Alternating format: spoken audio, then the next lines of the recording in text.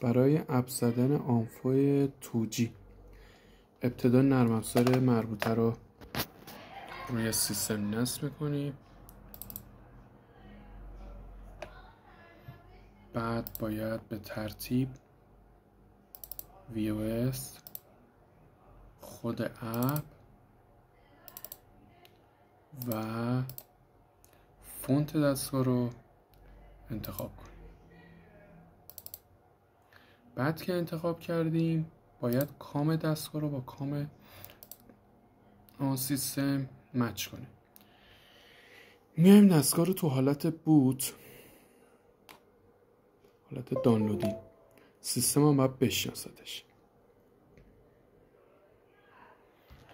بعد اینجا